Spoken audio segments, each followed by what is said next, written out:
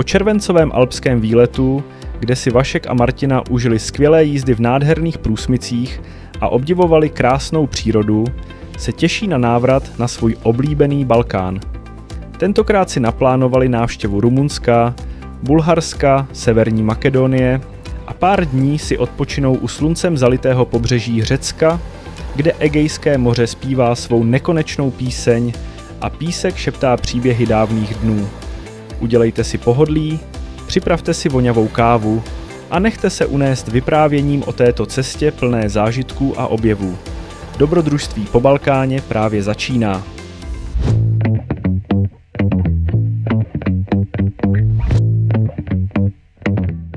Po několika bezesných nocích se mi konečně podařilo dát dohromady tento díl. Ztráta dat mě málem připravila o rozum, ale naštěstí jsem mohl použít záběry z mobilu a několik málo záběrů z druhé karty.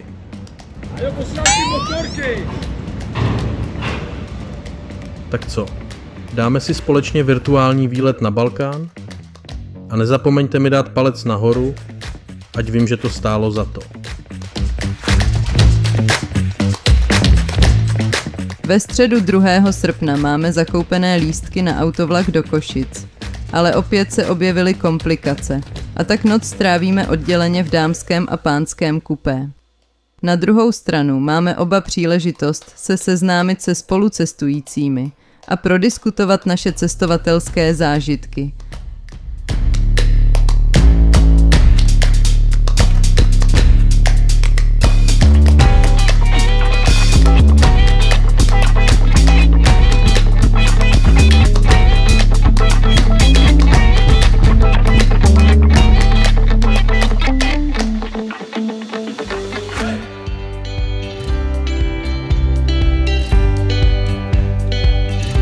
Brzy ráno vyrážíme z Košic nejkratší cestou přes Maďarsko do Rumunska. Nedaleko Kluže hledáme kemp na přespání, ale jeden je zavřený a ve druhém se koná hudební festival. Tak ještě popojíždíme o dalších 60 km do Turdy, kde nacházíme malý rodinný kemp, převážně z karavany a obytňáky, ale panuje tu klid a zázemí je slušné. Navíc mají i malý bazén, kde jsme se rádi osvěžili.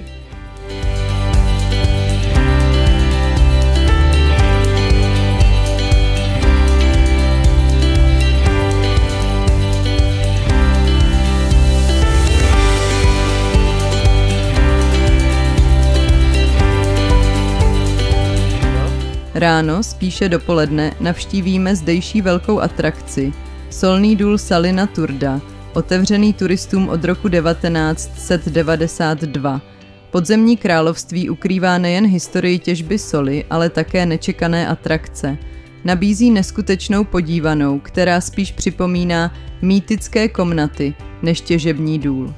Podle časopisu Business Insider je to nejkůlovější podzemní místo na Zemi a rozhodně největší solné muzeum na světě. Historické nálezy dokazují, že zájem o sůl v této oblasti sahá až 2000 let zpátky. V prostorách nejstaršího dolu Tereza, kde moderní těžba začala už v roce 1690, se můžete projet lodičkami na podzemním jezeře, dominantě obrovského prostoru bývalého lomu, který dosahuje výšky až 90 metrů. Kromě lodiček zde najdete také dřevěná osvětlená pódia a vyhlídkové mosty. V dalších částech dolu jsou sportoviště, solné jeskyně a edukativní prohlídky s dobovými nástroji. Těžba zde skončila v roce 1932 a důl sloužil jako úkryt během druhé světové války. Doly jsou otevřené od 9 do 16 hodin a na návštěvu si vyhraďte alespoň 2 hodiny. Vstupné je 150 korun na osobu, parkování v oficiálním areálu stojí 25 korun.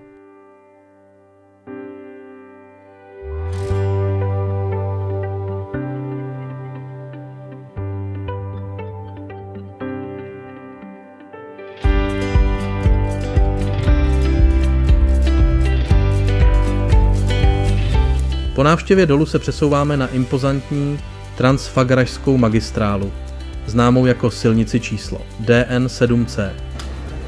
Co to A jaký to je? Polívkový. Já si dám taky. Cestou se stavíme na oběd v historickém městě Mediaš.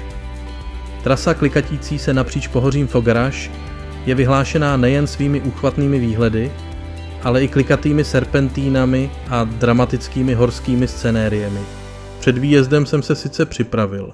Měl jsem plnou nádrž, nabitý baterky v kameře, ale něco důležitého mi uniklo. Kde se tu vlastně nacházejí ti zpropadení medvědi?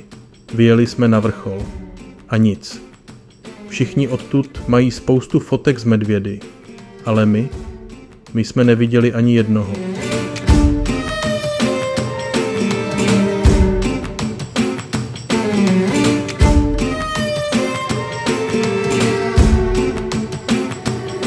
Po pár fotkách na vrcholu ve výšce přes 2150 metrů jsme pokračovali na jih.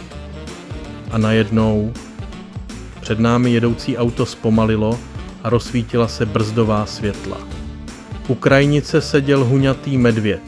Tak jsme viděli alespoň jednoho a jelikož se blížil večer, začali jsme hledat místo k nocování. Nakonec jsme se na poslední chvíli dostali do oploceného kempu s příznačným jménem Drákula. U stanu jsme si ještě povídali s dalšími Čechy, kteří sem přijeli také na motorkách.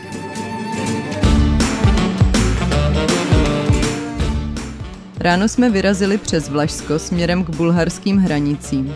Na hraničním přechodu jsme zjistili, že trajekt přes Dunaj pluje pouze 4krát denně. Zatímco jsme čekali, Vašek si zpříjemnil čas koupelí v řece. Po 2hodinovém čekání jsme se nalodili a mohli jsme pokračovat dál na jih.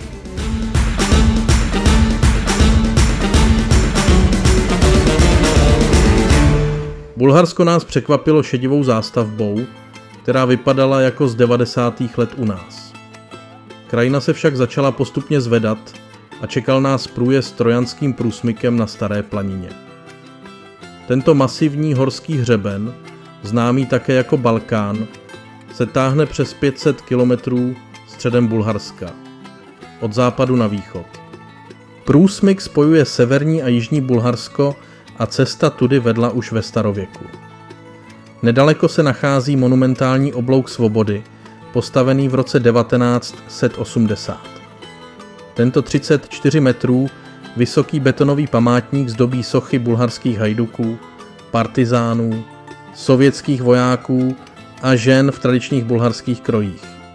Oblouk byl postaven na počest bulharsko-ruského bratrství a připomíná dvě významné historické události.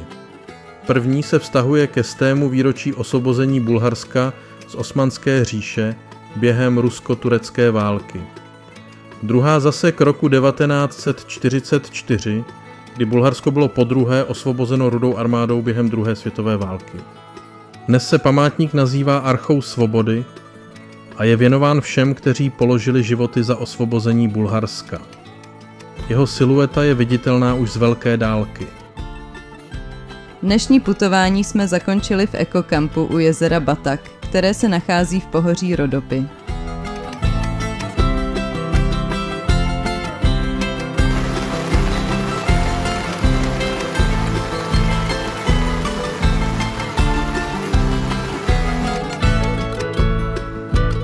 Zpočátku jsme plánovali strávit zde 2 dny, což by určitě stálo za to. Jsou tu optimální podmínky k odpočinku a okolí je plné zajímavostí. Krásné hory, jezera a soutěsky. Nicméně po noční bouřce a změněné předpovědi počasí jsme přehodnotili naši cestu. Po snídani jsme se rozhodli pokračovat k Melnickým pyramidám.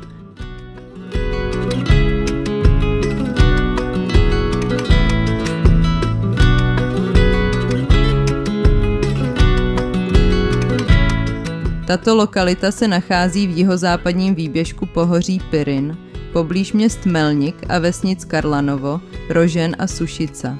Melnické pyramidy, dosahující místy až 100 metrů, vytvářejí fascinující geomorfologické tvary, skalní hřiby, věže, jehly a ostré hřebeny. Nejznámější útvary se nacházejí v okolí vesnice Karlanovo a kolem centra Melniku, kde jsme si udělali krátký pěší výlet, abychom si vychutnali nádherný výhled.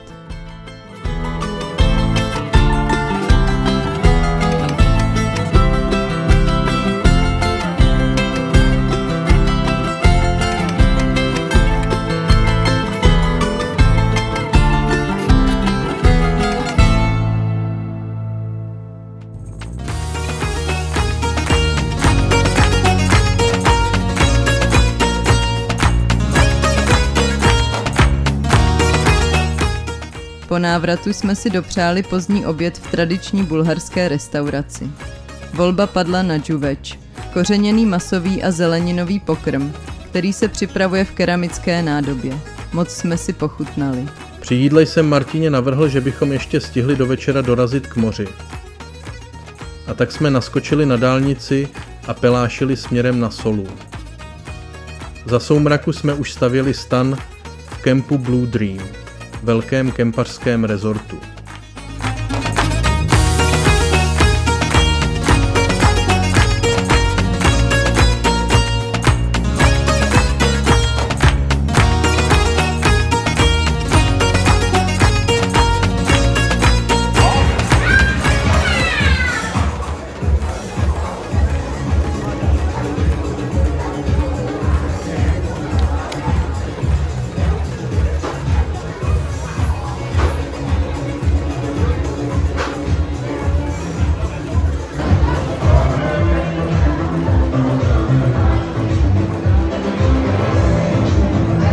Zdravíme domů, z baru, s kafem v ruce, chceli jsme se schovat, je tady moc horko. Krásně teplý moře, ale zase.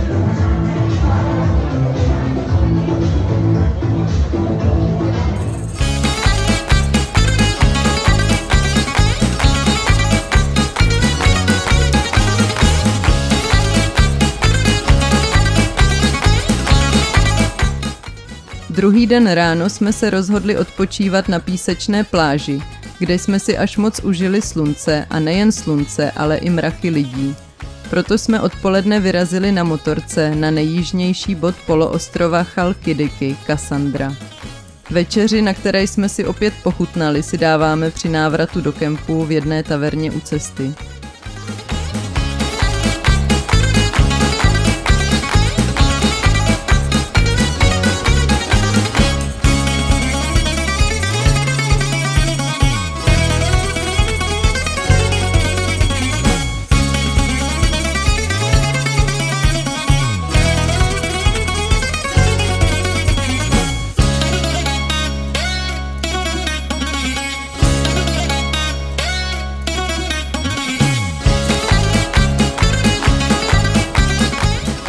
Následující ráno balíme stan a jedeme hledat klidnější a menší kemp. Ten jsme našli na prostředním prstu poloostrova, poblíž Sikie. Poloostrov Chalkidiki svým tvarem připomíná ruku se 3 prsty. Kassandra, Sitonia a Athos. Na posledním jmenovaném se nachází mnišský stát Agion Oros, svatá hora se slavnými kláštery.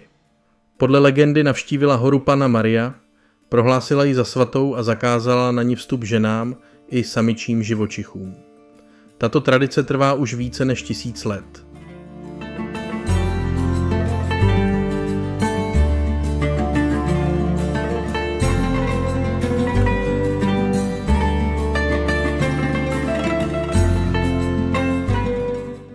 Kemp Katerina byl přesně podle našich představ. Malý, klidný a s několika plážemi přes úzkou cestu. Patří jedné rodině, která svým klientům dopřává velkou péči. Nic tu není problém. Potřebujeme prodlužku. Není to problém. Na rozdíl od předchozího kempu. Sociální zařízení byla čistá, uklízená několikrát denně a k dispozici jsou pračky, menší obchůdek a každý den přijíždí prodejci se zeleninou, ovocem a pečivem.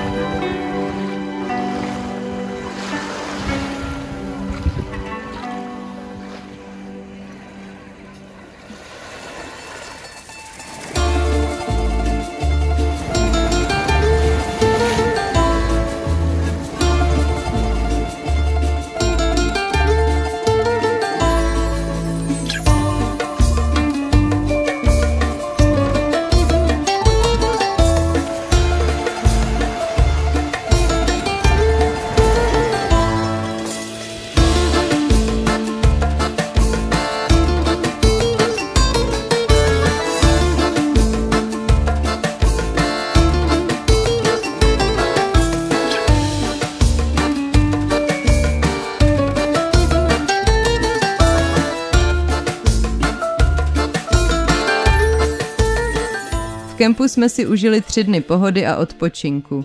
Prozkoumali jsme pláže v okolí, včetně té skryté Agridie. A večery? Ty patřily skvělým řeckým tavernám. Perfektní relax před další cestou.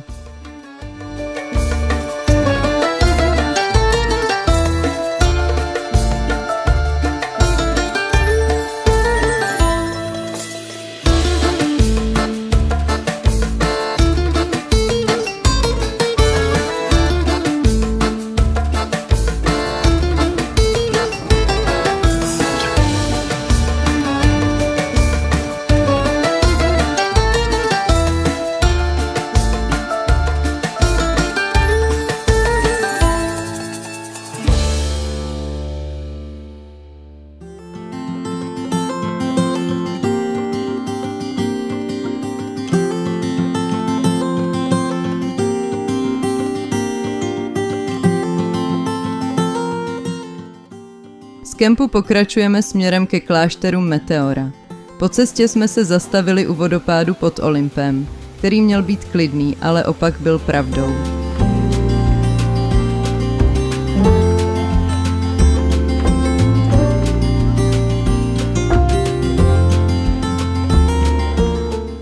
Do studené vody z Olympu se mi moc nechtělo, ale sami řekněte.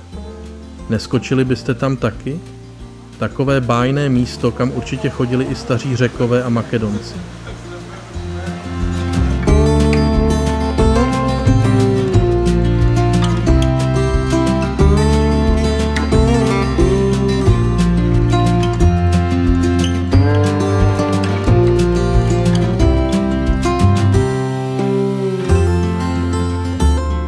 Následně jsme se zastavili ve světově proslulém městě Dion, posvátném městě starověkých Makedonců, ležícím na severovýchodních svazích Olympu, asi 15 kilometrů na jih od Kateryni. Výzkumy odhalily mnoho významných nálezů. Město bylo obklopeno opevněním a protnuto sítí cest. Vykopávky ukazují na obytné části, dílny, obchody a veřejné budovy s nádhernými mozaikami. Místní antické divadlo ze 4. století před naším letopočtem je stále plně funkční.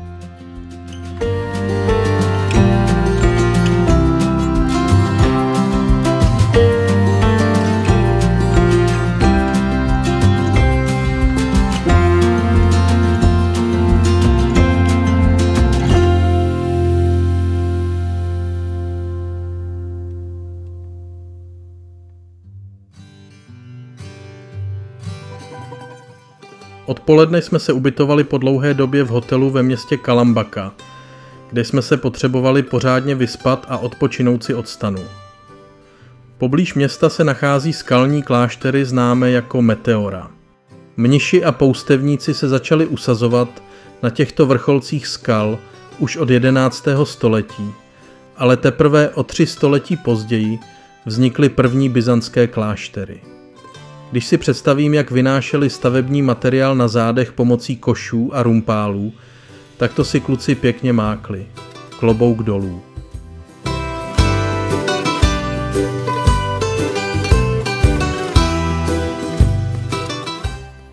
Dnes jsou Meteora vyhledávaným cílem turistů z celého světa. Čekání na nádherný západ slunce nám však překazil mrak, a tak jsme se rozhodli vrátit na hotel a užít si večerní šum na hlavní třídě Kalambaky.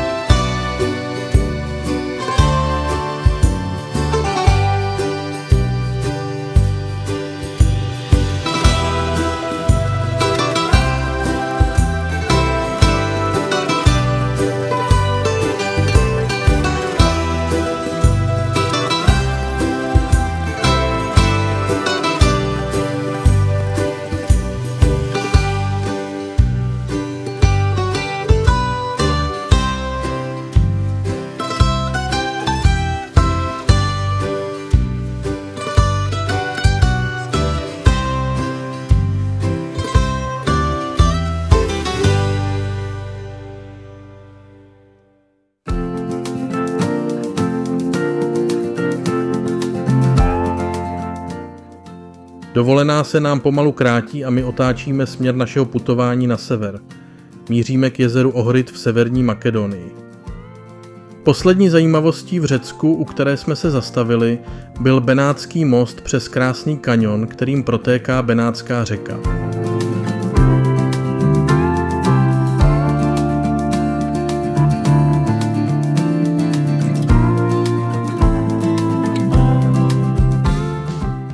První zastávkou na naší cestě po Makedonii bylo archeologické naleziště Herakleia Lyncestis, které nás zaujalo více než to v Dionu. Herakleia Lyncestis, založená ve 4. století před naším letopočtem makedonským králem Filipem II., je významné archeologické naleziště s bohatou historií. Město pojmenované po mýtickém hrdinovi Heraklovi se nacházelo na strategické obchodní cestě Via Egnatia a zažilo největší rozkvět pod římskou nadvládou. Dodnes se zde nacházejí pozůstatky antického divadla, římských lázní a raně křesťanských bazilik s nádhernými mozaikami.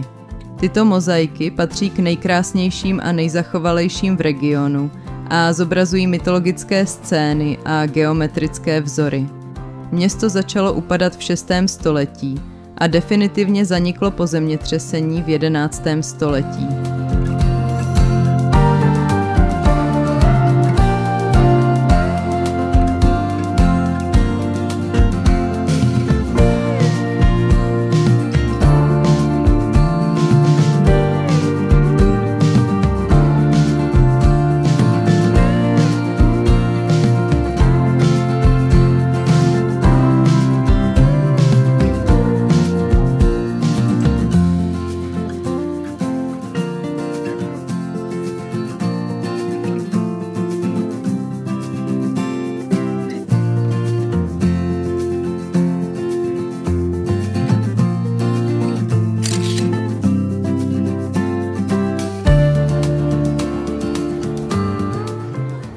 Oběd jsme si dali v srdci města Bitola, na živé hlavní třídě Širok Sokak, kde bylo opravdu rušno. Makedonie nám začala odhalovat svou jinou stránku, plnou života a historie.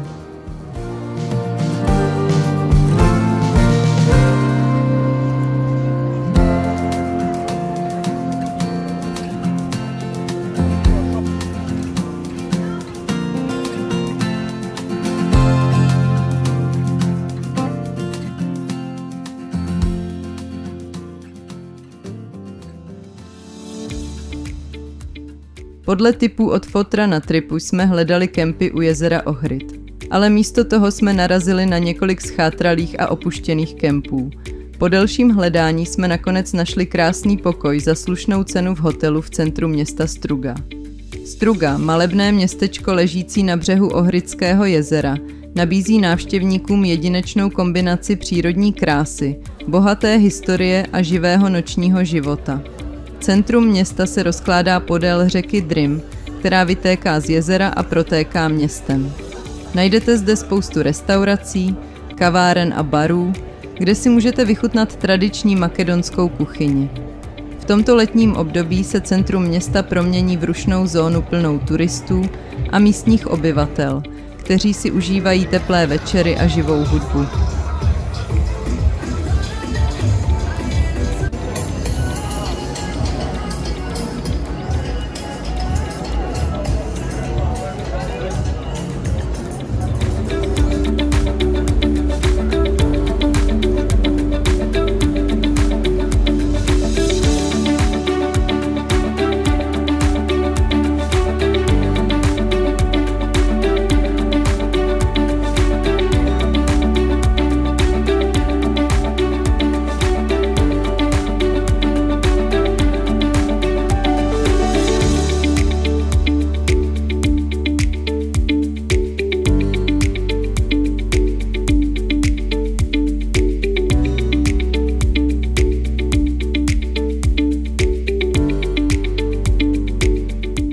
Druhý den pokračujeme na cestě k domovu. V Makedonii jsme ještě navštívili hlavní město Skopje. Město plné monumentálních soch, představujících klíčové postavy z historie, věrozvěsty Cyrila a Metoděje, různé vládce a bojovníky ale také komunistické revolucionáře. K vidění jsou zde obrovské paláce, brány a středověký hrad, ale co nás nejvíce zaujalo, byl místní bazar. Tam jsme si v malém tureckém fast foodu dali pide, což je něco jako pizza. A potom už jsme pokračovali na Bělehrad.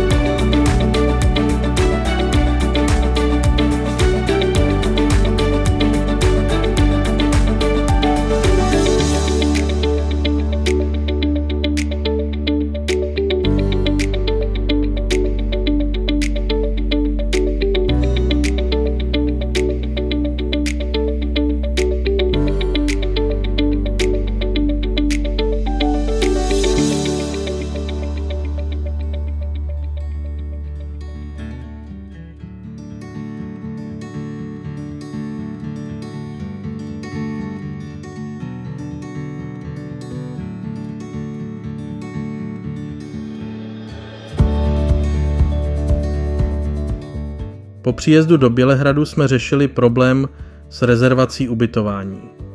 Nakonec jsme si museli domluvit náhradní byt přes Airbnb. Díky těmto komplikacím jsme se do centra dostali až za tmy, ale i tak jsme si prošli centrem Starého Města, navštívili pevnost Kalemegdan a její okolí. Dnešní Bělehrad je živé a dynamické město, které spojuje historické památky s moderním městským životem. Turisté mohou obdivovat pevnost Kalemegdan, která nabízí nádherný výhled. V centru města je také mnoho restaurací, kaváren a obchodů.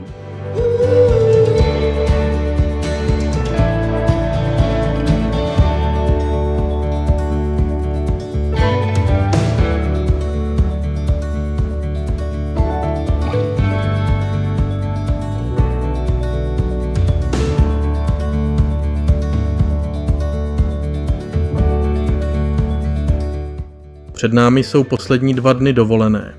A tak jsme na zpáteční cestě zastavili v chorvatském Vukovaru, který byl v roce 1991 dějištěm jedné z nejkrvavějších bitev mezi Chorvaty a Srby.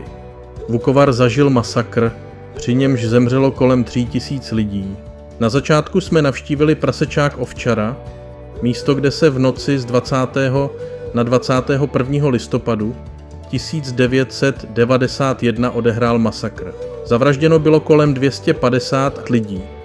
Mezi nimi byli nejen vojáci, ale i civilisté. Poté jsme se přesunuli k Vukovarské vodárně, která byla postavena v roce 1968 a měří 50 metrů. Byla terčem útoků v prvním týdnu války a stala se symbolem chorvatské jednoty a dnes je oblíbenou turistickou atrakcí. Odjíždíme s pocitem smíšených emocí, přemýšlejícími o tom, jak dopadlo slovanské bratrství. Nacionalismus, ať už z jedné nebo druhé strany, dokáže způsobit hluboké rány, nezáleží na tom, zda jde o Srby, Chorvaty nebo jakýkoliv jiný národ.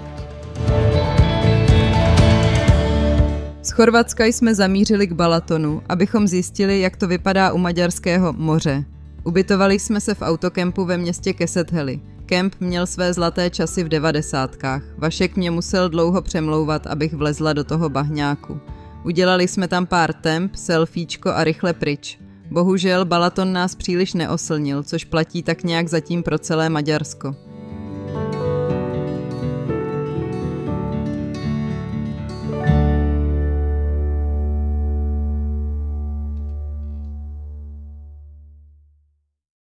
Poslední den dovolené jsme se už jen přesunuli přes Rakousko domů.